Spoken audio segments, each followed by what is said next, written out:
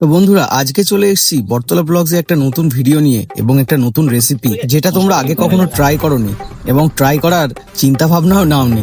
আজকে যেটা বানাতে যাচ্ছি সেটা হলো চিকেন ভাপা।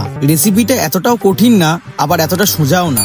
রেসিপিটা পুরোটা দেখাতে গেলে হয়তো ভিডিওটা অনেক বড় হয়ে যাবে। ভিডিওটা ছোট করার জন্য আমরা রেসিপিটাকে স্কিপ করে দিয়েছি, শুধুমাত্র বানানোর টেকনিকটা তোমাদেরকে দেখাচ্ছি। ম্যারিনেট করা মাংসটা যখন ফয়েল পেপারে দিয়ে মুড়তে হবে, ফয়েল পেপারটা মোড়ার এই টেকনিকটা এটা সবাই পারে না। এটা মোড়াটা অনেকটা কঠিন ব্যাপার। খুব সাবধানের সাথে এটাকে মুড়তে হবে যাতে পোড়ানোর সময় এটি কোনো রকম ভাবে লিকেজ বা ফেটে না যায়।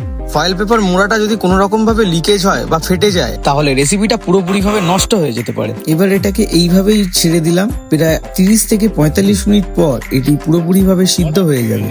আর তোমরা কিন্তু কমেন্টে জানাচ্ছ না যে তোমরা কি কি রেসিপির ভিডিও দেখতে চাও। বন্ধুরা, আগুন কিন্তু নিভতে দেওয়া যাবে না। আগুন নিভলে কিন্তু এর ভিতরের বাষ্প বেরিয়ে যাবে এবং মাংস ভালোভাবে সিদ্ধ হবে না।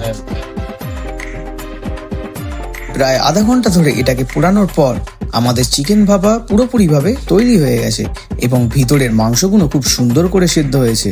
তো এবার আর কি, এবার আমাদের খাওয়া দাওয়ার পালা। আমরা খাই, তোমরা দেখো।